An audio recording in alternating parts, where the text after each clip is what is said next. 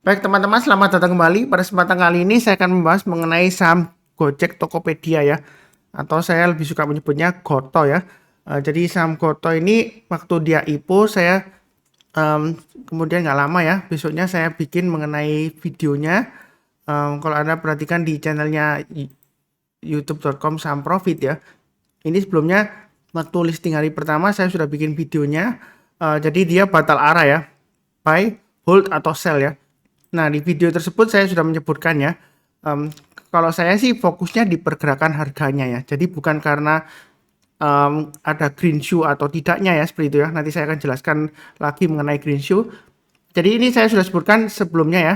Kalau dia sudah turun ya, ini lebih baik pasang trailing stopnya ya, seperti itu ya. Dan kalau mau buy, lebih baik kalau dia sudah berhasil naik lagi ke atas 386 ya, kita buy ya. Memang waktu itu uh, dia ditutup di bawahnya ya, tapi kemudian besoknya dia naik lagi ke atas 386 ya, sebentar aja kemudian turun lagi ya. Nanti kita perhatikan chartnya. Jadi intinya kalau dia sudah gagal bertahan di atas 386 ya, saya sudah sebutkan lebih baik jual dulu ya, seperti itu ya. Nah, maksimum kalau dia turun di banyak 372 ya, saya sudah sebutkan di videonya tersebut ya. Kalau dia turun di banyak 372, bagi yang sudah punya pada saat pemesanan IPO ya, nah dapat harga 338, ya saran saya sih jual dulu ya. Jangan percaya kepada berita yang mengatakan, oh jangan khawatir, itu nanti ada mekanisme namanya green shoe, katanya harganya bakalan dijagain di harga IPO-nya. Nah, seperti itu ya. Jadi kalau kita perhatikan berita terakhir, nah, jadi saham Goto itu dia ada mekanisme green shoe yang mana adalah kalau harganya turun di bawah harga IPO-nya, di bawah harga 338 ya, atau pas di 338, maka ada mekanisme istilahnya agen stabilisasi harga. Sebenarnya kalau kita bilang mengenai stabilisasi harga, itu sebenarnya kurang tepat ya, karena mekanisme green shoe itu dia tidak bisa mengintervensi harga saham di pasar saham ya. Jadi sebenarnya sih saya lebih suka menyebutnya sebagai agen stabilisasi demand dan supply ya, seperti itu mungkin lebih akurat ya, karena cara bekerjanya adalah dia menstabilkan ya harganya ya dengan menaikkan demandnya, yang mana kalau harganya turun dia siap-siap pasang buy menaikkan demandnya ya, dengan harapan dia dapat menjaga harganya bertahan di atas 338 ya, seperti itu ya. Nah, kalau kita lihat dari berita terakhir ini, berita kontan ya, dia green shoe-nya sisanya hanya 1,51% aja ya. Jadi dari saham yang dicadangkan ya untuk pembelian itu tinggal 1,51% aja, itu hari Jumat 22 April ya, seperti itu ya. Itu beritanya di kontan ya. Nah, ternyata kalau kita lihat kembali ke chart ya, sebentar saya ganti screenshot screennya ke grafiknya. Jadi kita perhatikan di sini, ini adalah grafik hourly-nya ya. Jadi sepertinya kalau saham-saham yang seperti yang barusan IPO biasanya kalau pakai daily chart nggak kebaca ya, karena beberapa script ini dia datanya kurang. Jadi saya pakai hourly ya.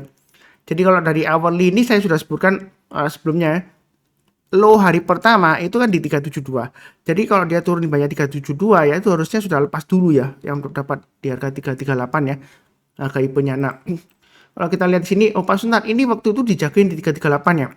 Saya masih ingat waktu itu ada yang tanya di grup saya ya, oh Pak Sunar, ini sudah nyentuh harga IPO-nya, apakah sudah beli sekarang? Saya bilang belum ya, seperti itu ya. Ada yang dua orang yang saya ingat yang waktu itu tanya ya. Harapan dia kan dia waktu itu nggak dapat banyak di IPO-nya ya, waktu pemesanan IPO. Nah, dia mau beli, katanya sih Pak Sunar itu kan harganya kan ditahan di harga 338 ya, mekanisme green shoe. Iya benar, tapi jangan keliru ya. Saya sudah sebutkan sebelumnya, mekanisme green shoe itu tidak mengintervensi harga ya. Dia hanya menstabilkan demand dan supply-nya aja. Jadi kalau harganya turun itu kebanyakan dan supply-nya lebih besar dari demand-nya. Makanya dia menaikkan demand-nya dengan memasang order buy ya, seperti itu ya. Istilahnya mengganjal ya, seperti itu ya, di 338 ya. Dan dia sudah menghabiskan banyak ya, tinggal 1, berapa persen ya.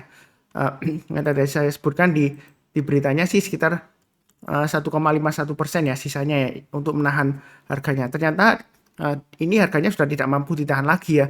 Jadi yang sudah punya untuk saham Goto ini ya, entah Anda belinya di atas atau waktu saat IPO, Nah, saran saya sih kalau dia sudah turun di bawahnya 338, saran saya sih jual dulu ya seperti itu ya. Paling tidak Anda jualnya 50% dulu. Karena semua saham ya, itu berdasarkan pengalaman saya sudah sebutkan juga di saham Bukalapak sebelumnya ya.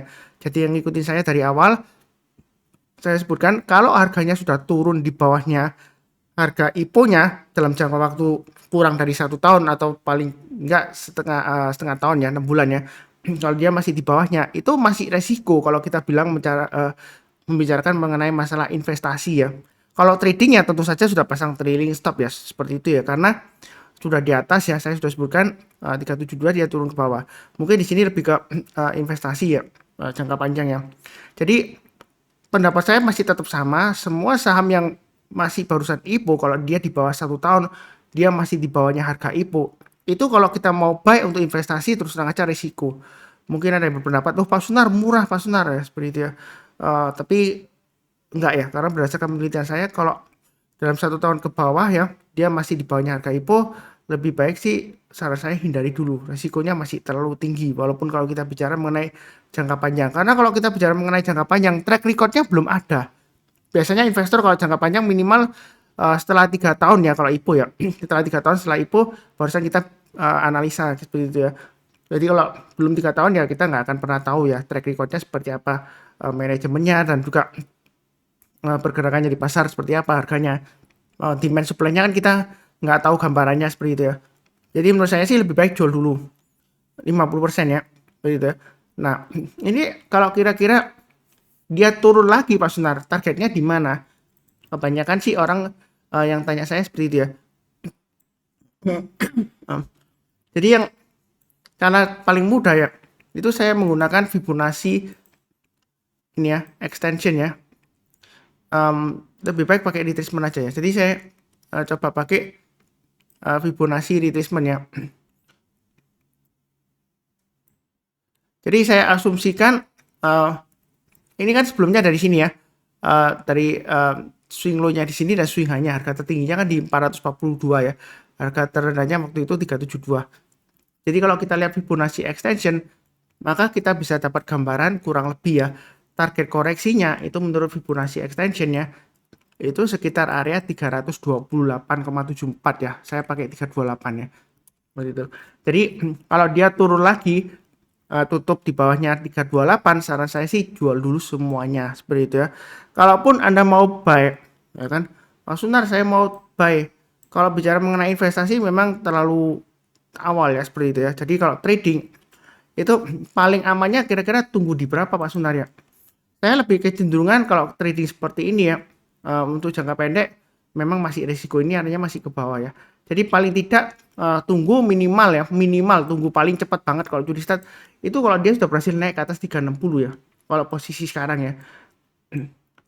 Kalau dia masih di bawahnya 360, itu saran saya sih masih belum buy, masih resiko ya kalau Anda trading ya.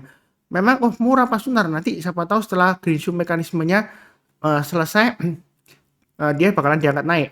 Mungkin argumentasinya yang lainnya, asing kan koleksi Pak Sunar, koleksi saham Goto ini ya. Coba saya lihatkan perbandingannya antara sebentar ya.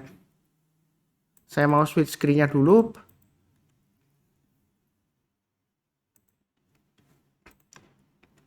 Jadi nah ini kalau kita lihat ya saham Goto ya. Nah di sini asing itu net buy loh Pak Sunar. Berarti kan menarik ya seperti itu. Kalau saya sih dalam trading maupun investasi saya nggak lihat asing ya. Jadi asing buy atau sell itu hanya acuan aja. Jadi bukan acuan pasti kalau asing buy, oh kita ikutan masuk invest, enggak ya. Mungkin mereka masuk ke saham Goto itu tujuannya kan berbeda-beda ya. Kita kan nggak tahu pasti ya tujuannya mereka apa. Mungkin juga jangka panjang atau mungkin juga dia sementara untuk suatu hal kan kita nggak tahu ya, corporate action ya seperti itu ya. Nah kalau kita lihat perbandingannya dengan Bukalapak ya, memang kita nggak bisa membandingkan antara Goto dengan Buka ya, walaupun mungkin bisnisnya kurang lebih sejenis ya. Tapi kalau kita lihat dari Bukalapak, sebelumnya kan asing net sell Pak Sunar, ya, seperti itu ya. Nah kalau kita lihat secara keseluruhan dari awal terakhir yang di sini ya sampai ya sekarang, itu rata-rata sih kebanyakan di asing sih net sell ya seperti itu ya. Walaupun sempat net buy, nggak lama lagi dia juga net sell. Tapi saya sih nggak lihat ininya ya, pergerakan asingnya. Saya fokusnya di pergerakan harganya. Percuma kalau asing buy kalau harganya turun ya. Gampangannya seperti ini aja lah. ADMR. ADMR kan dia sahamnya waktu itu dia sudah naik tinggi ya. Nah ini terakhir ya 3 hari terakhir dia ARB Pak Sunar, auto reject bawah ya, sempat ARB ya. Nah ini asing net buy Pak Sunar ya seperti itu ya. Nah terserah Anda sih kalau Anda mau buy ikutan asing ya, ketika dia koreksi ya Anda sudah rugi berapa persen ya ini ya, 20%-an ya kalau dari awal ya, nah, seperti itu ya. Nah ya kalau harganya naik, kalau harganya makin turun lagi, ya kalau Anda kuat nahan sampai 3 tahun atau 5 tahun ya, siapa tahu 3 tahun atau 5 tahun ke depan dia bisa sampai 3.000 atau 5.000 ya kita nggak akan pernah tahu ya. Ya kalau Anda kuat nahan sampai segitu, ya kalau dia kembali, kalau nggak kembali, ya kita sih jangan lihat asingnya buy atau enggaknya ya, kita nggak akan pernah tahu. Karena memang kalau kita lihat asing net buy berarti lokalnya itu net sell ya, seperti itu ya. Jadi kalau kita perhatikan di sini, saya lebih suka fokus ke pergerakan harganya. Untuk Gotoh ini memang yang terakhir Mas Sunar 340 asing net buy-nya lumayan ya seperti itu ya. Tapi saya nggak lihat ininya ya. Saya tekankan sekali lagi, kalau Anda misalnya mau investasi di Gotoh untuk jangka panjang, ya saran saya sih lebih baik tunggu 3 tahun setelah IPO ya. Apalagi kita jangan lupa ya. Misalnya kita takut ketinggalan ya. Jangan-jangan dia naik lagi Mas Sunar. Dia di prospektus awalnya itu sudah disebutkan dia setiap tahun bakalan melepas saham baru ya seperti itu ya selama 10 tahun ya, seingat saya seperti itu ya. Jadi akan ada right issue selama 10 tahun seperti itu ya. Jadi walaupun kalau bicara mengenai jangka panjang untuk Gotoh ini, saya sih ngelihatnya sih ya minimal ya 3 tahun itu ya kalau kita mau memutuskan masuk atau enggaknya, invest atau tidaknya. Apalagi dia masih minus ya seperti itu ya, laba bersihnya masih minus. Dan kalau kita perhatikan di sini ya minimal kalau mau buy tunggu aja lah naik ke atas 360. Itu pun untuk trading ya. Nah, minimal lah itu 360 paling amannya. Tapi ini tentu saja kalau naik ke atas 360 bukan berarti buy banyak-banyaknya enggak ya. Buy-nya bertahap aja. Naik ke atas 372, kita tambah lagi, naik ke atas 378 tambah lagi. Kalau turun jangan di average down. Pasang trailing stop dan stop loss. Tapi kalau naik kita boleh tambah lagi atau average up. Nah, mungkin ada yang tanya, Mas Sunar kalau kita tambah lagi kalau ketika dia naik berarti kan average kita naik. Ya memang benar ya average kita naik. Tapi kan kalau dia sudah berhasil naik lagi kita tambah lagi. Kalau dia mulai naik lagi uptrendnya mulai bagus ya. Nah profit kita kan bertambah. Walaupun memang resikonya nilai average harga saham kita naik ya. Karena kita tambah lagi. Tapi kan jumlah lotnya bertambah. Kalau dia masih bisa naik lagi nilai rupiah profit kita kan bertambah ya seperti itu ya. Jadi untuk saham Gotoh ini ya kesimpulannya, jangan lupa yang sudah punya pasang stop loss ya 328 seperti itu ya. Nanti kalau misalnya Pak Sunar saya ikutin Pak Sunar pasang 328, ternyata dia naik lagi Pak Sunar, berarti Pak Sunar salah. Sebenarnya sih kalau bilang saya salah ya enggak juga sih, dalam arti saya nggak bisa mengatur harga saham di pasar saham, tapi berdasarkan pengalaman saya kalau sudah jatuh di bawahnya harga IPO-nya ya seperti itu dalam waktu 1 tahun atau maksimal 6 bulan ya, itu menurut saya sih resiko ya seperti itu ya. Resikonya dia bakalan turun lagi itu makin besar ya seperti itu ya. Jadi beli saham itu bukan hanya pengen murahnya ya seperti itu ya. Karena di bawah harga tertentu itu demand-nya lebih kecil daripada supply-nya. Jadi supply-nya itu lebih besar ya. Jadi kebanyakan banyak orang yang mau jual ya seperti itu ya daripada orang yang mau beli. Jadi percuma dong kalau kita dapat harga murah tapi nggak ada yang mau beli sehingga harganya nggak naik ya seperti itu ya. Ya saya nggak mengatakan bahwa Gotoh ini fundamentalnya jelek nggak ya, karena saya sendiri waktu itu juga ikut IPO-nya tapi sudah saya jual kena trailing stop ya seperti itu ya. Saran saya sih kalau untuk investasi tetap pendapat saya no ya, tunggu minimal 3 tahun. Ini pun untuk jangka panjang. Kalau untuk trading ya jangan lupa pasang stop loss-nya 328 ya. Ini di Fibonacci extension 161,8%. Karena kalau dia turun lagi di bawah 328, Pak Sunar, kira-kira dia bisa turun sampai berapa? Ini target price berikutnya, Fibonacci extension 261,8% ya, seperti itu ya. Itu sekitar area 258 ya, seperti itu ya. Jadi turunnya bisa jauh. Ya saya nggak mengatakan oh pasti turun ke 258 enggak ya. Tapi berdasarkan Fibonacci extension kalau dia sudah di bawahnya 328 maka resiko akan turun sampai ke 258 Fibonacci extension 261,8% ya seperti itu. Jadi itu untuk Goto. Nah, untuk buka ini ya kalau kita lihat untuk emiten Bukalapak. Nah, ini kan sebelumnya sudah saya sebutkan, nggak tahu ini garis saya masih ada nggak ya, kalau nggak salah sudah saya hapus ya. Sebelumnya saya tarik Fibonacci extension ya. Nah waktu itu saya kalau nggak salah sekitar 394an kurang lebih ya extensionnya ya.